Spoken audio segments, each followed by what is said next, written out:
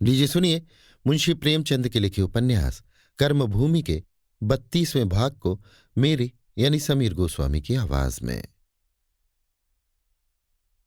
उसी रात को शांति कुमार ने अमर के नाम खत लिखा। वो उन आदमियों में थे जिन्हें और सभी कामों के लिए समय मिलता है, खत लिखने के लिए नहीं मिलता। जितनी अधिक घनिष्ठता उतनी ही बेफिक्री। उनकी मैत्री खतों से कहीं गहरी होती है। शांति कुमार को अमर के विषय में सलीम से सारी बातें मालूम होती रहती थीं। खत लिखने की क्या जरूरत थी? सकीना से उसे प्रेम हुआ, इसकी जिम्मेदारी उन्होंने सुखदा पर रखी थी। पर आज सुखदा से मिलकर उन्होंने चित्र का दूसरा रुख भी देखा और सुखदा को उस जिम्मेदारी से मुक्त कर दिया। खत जो लिखा वो इतना लंबा चौड़ा कि एक ही पत्र में साल भर की कसर निकल गई। अमरकांत के जाने के बाद शहर में जो कुछ हुआ उसकी पूरी पूरी कैफियत बयान की और अपने भविष्य के संबंध में उसकी सलाह भी पूछी। अभी तक उन्होंने नौकरी से इस्तीफा नहीं दिया था, पर इस आंदोलन के बाद से उनको अपने पद पर रहना कुछ जचता न था। उनके मन में बार बार शंका होती, जब तुम गरीबों के वकील बनते हो तो तुम्हें क्या हक है कि तुम 500 रुपये माहवार सरकार से वसूल करो? अगर तुम गरीबों की तरह नहीं रह सकते तो गरीबों की वकालत करना छोड़ दो। जैसे और लोग आराम करते हैं वैसे तुम भी मजे से खाते पीते रहो।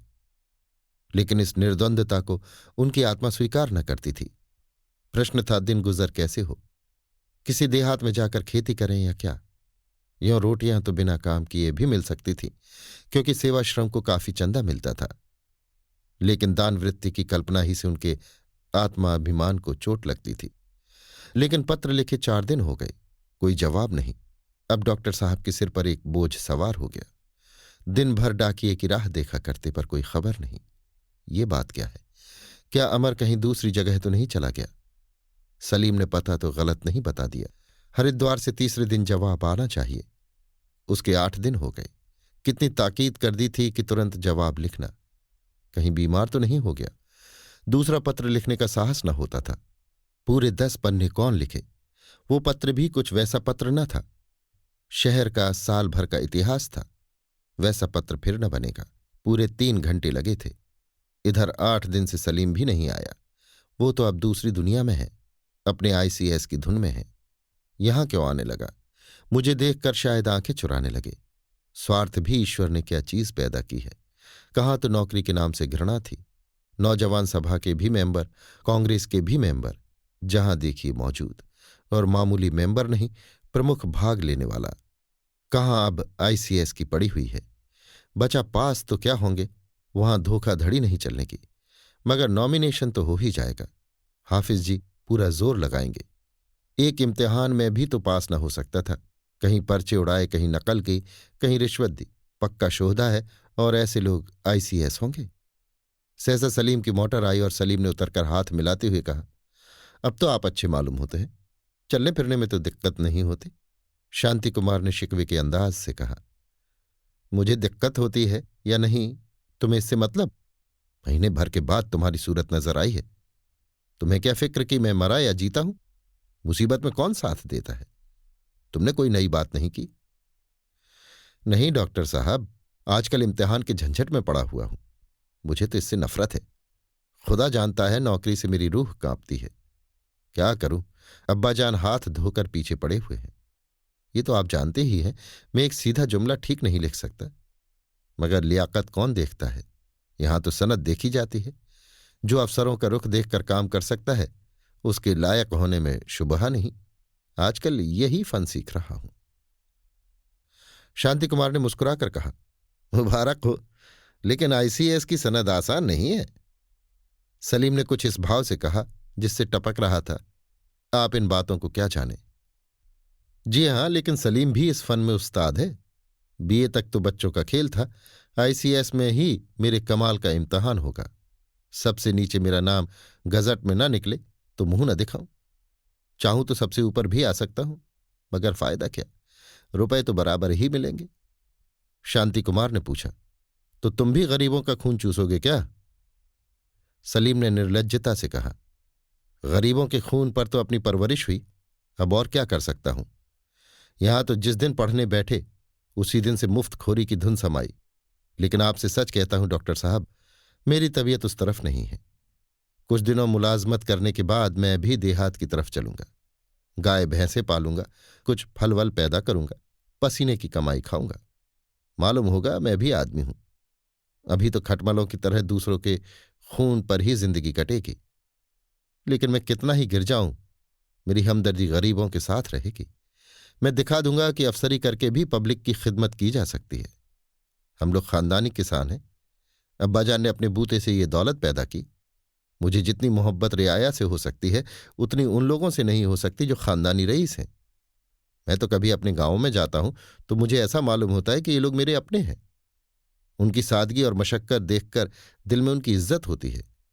न जाने कैसे लोग उन्हें गालियां देते हैं, उन पर जुल्म करते हैं।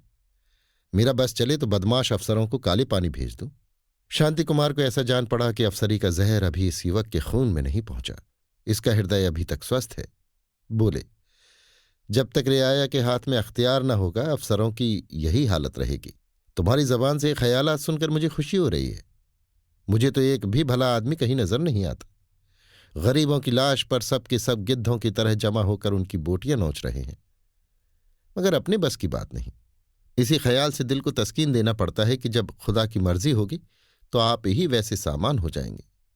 इस हाहाकार को बुझाने के लिए 2-4 घड़े पानी डालने से तो आग और भी बढ़ेगी।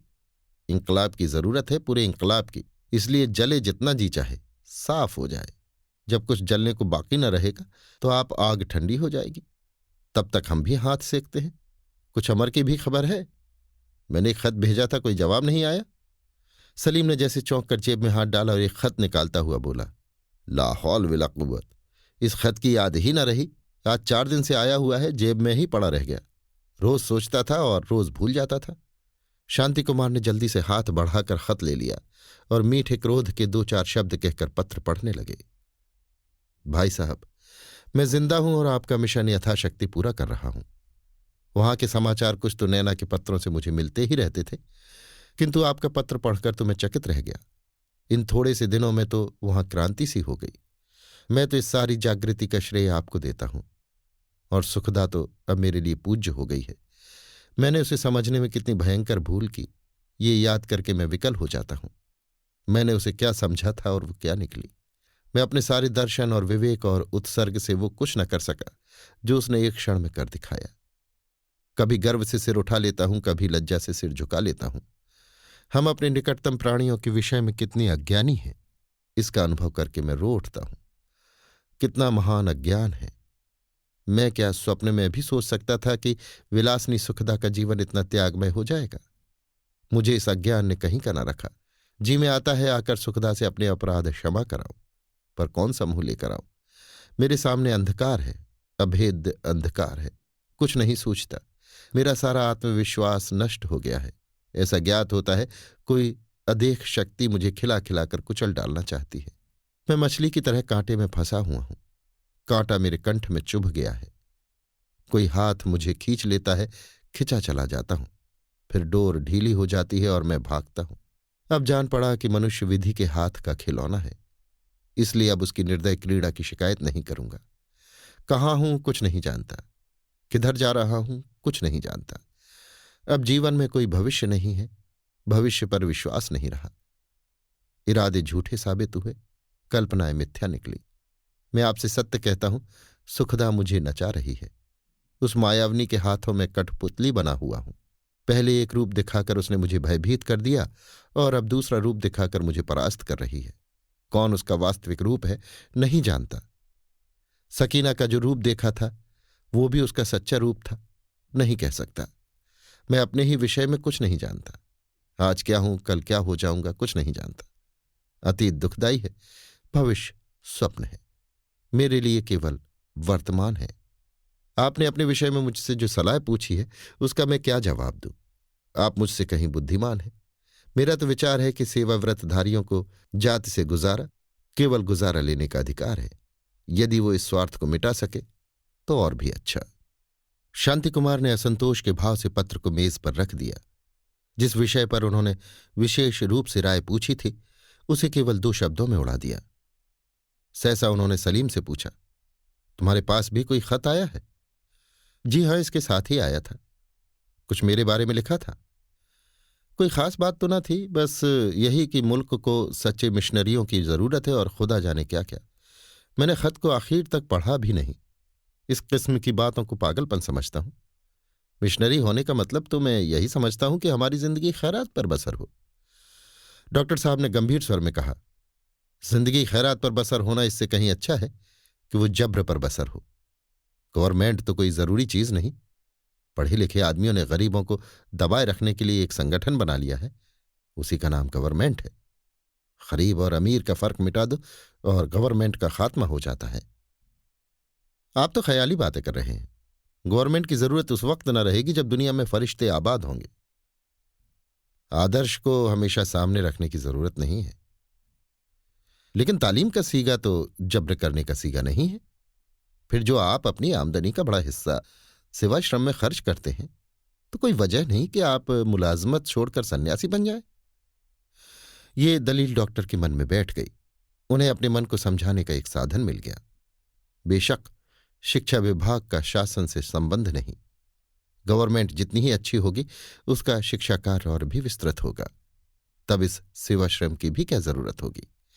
संगठित रूप से सेवा धर्म का पालन करते हुए शिक्षा का प्रसार करना किसी दशा में भी आपत्ति की बात नहीं हो सकती। महीनों से जो प्रश्न डॉक्टर साहब को बेचैन कर रहा था, आज हल हो गया। सलीम को विदा करके वो लाला समरकांत के घर चले। सुखदा को अमर का पत्र दिखाकर सुरखरू बनना चाहते थे। जो समस्या भी वो हल कर चुके थे, उसके विषय में फिर कुछ संदेह उत्पन्न हो रहे थे। उन संदेहों को शांत करना भी आवश्यक था।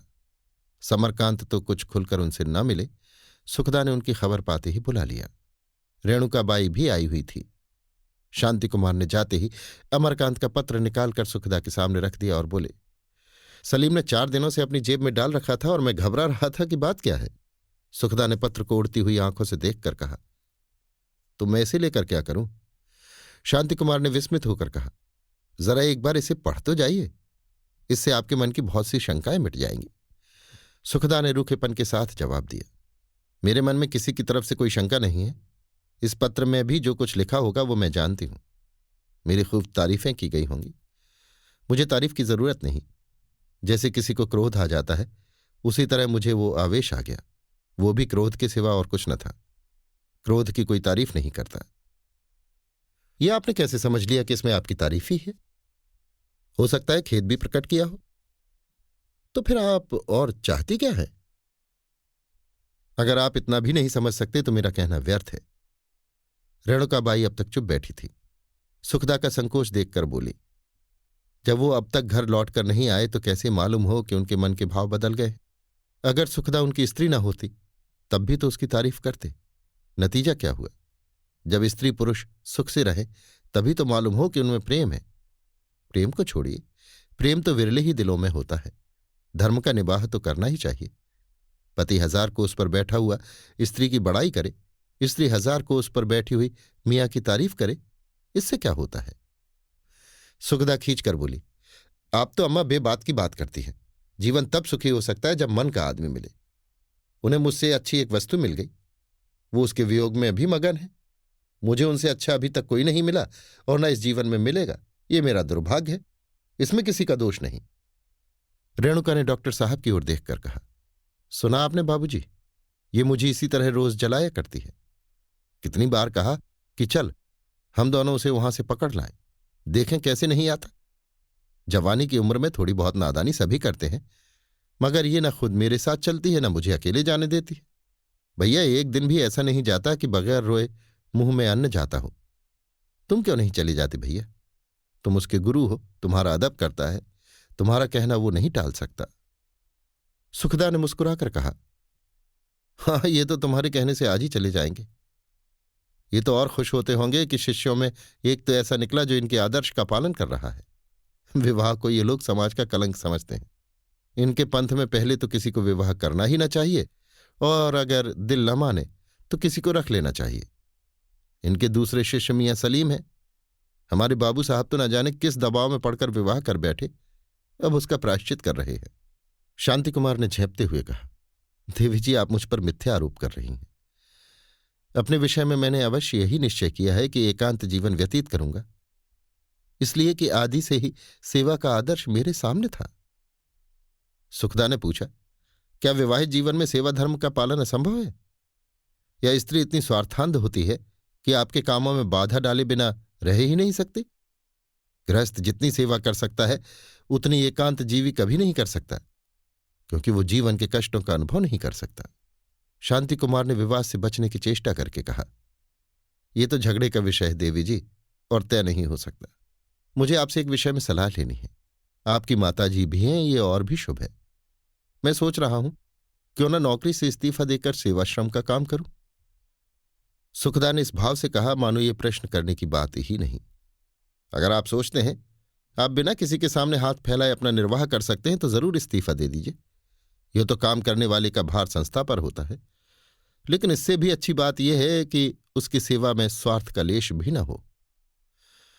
शांति कुमार ने जिस तर्क से अपना चित्त शांत किया था वो यहां फिर जवाब दे गया। फिर उसी उधेड़ बुन में पड़ गए।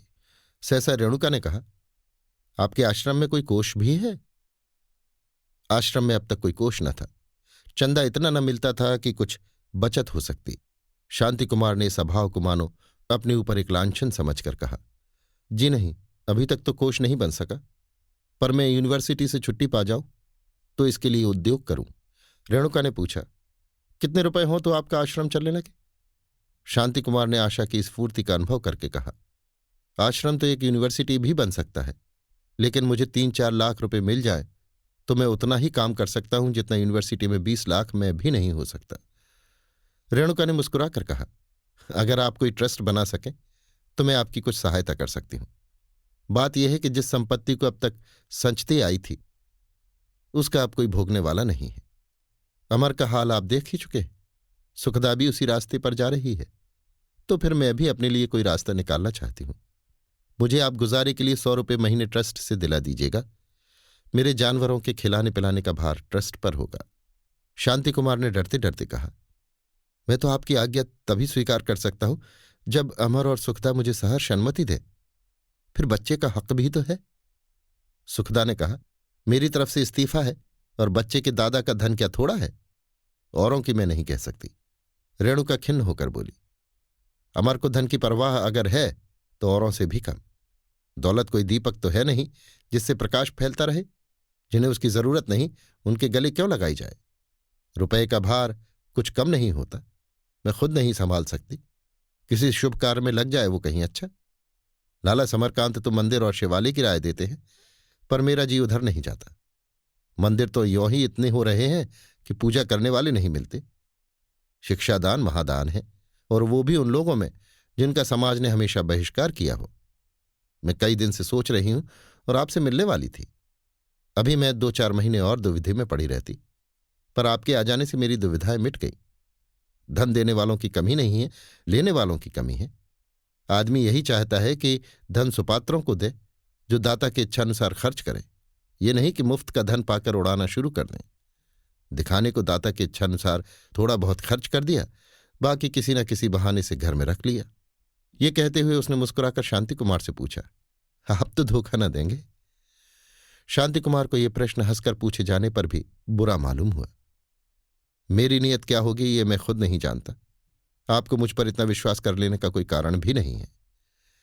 सुखदा ने बात संभाली, ये बात नहीं है डॉक्टर साहब, अम्मा ने तो हंसी की थी। विष मधु के साथ भी अपना असर करता है। यह तो बुरा मानने की बात न थी। मैं बुरा नहीं मानता। अभी 10-5 वर्ष मेरी परीक्षा होने दीजिए। अभी मैं इतने बड़े विश्वास के योग्य नहीं हुआ। रेणुका ने परास्त होकर कहा, अच्छा साहब, मैं अपना प्रश्न वापस लेती हूं। आप कल मेरे घर आइएगा, मैं मोटर भेज दूंगी। ट्रस्ट बनना पहला काम है। मुझे अब कुछ नहीं पूछना है। आपके ऊपर मुझे पूरा विश्वास है। डॉक्टर साहब ने धन्यवाद देते हुए कहा, मैं आपके विश्वास को बनाए रखने की चेष्टा करूंगा। रेणुका, मैं चाहती हूं जल्द ही इस काम को कर डालूं। फिर नैना का विवाह आ पड़ेगा तो महीनों की फुर्सत न मिलेगी। शांति कुमार ने जैसे सिहर कर कहा, अच्छा, नैना देवी का विवाह होने वाला है? ये तो बड़ी शुभ सूचना है। मैं कल ही आपसे मिलकर सारी बातें तय कर लूंगा। अमर को भी सूचना दे दूं? सुखदा ने कठोर स्वर में कहा, कोई जरूरत नहीं। रेणुका बोली, नहीं, आप उनको सूचना दे दीजिए, शायद आए। मुझे तो आशा है जरूर आएंगे। डॉक्टर साहब यहां से चले तो नैना बालक को लिए मोटर से उतर रही थी। शांति कुमार ने आहत कंठ से कहा, तुम अब चली जाओगी नैना? नैना ने सिर झुका लिया, पर उसकी आंखें सजल थीं। अभी आप सुन रहे थे मुंशी प्रेमचंद के लिखे उपन्यास कर्मभूमि के 32वें भाग को मेरी यानी समीर गोस्वामी की आवाज में।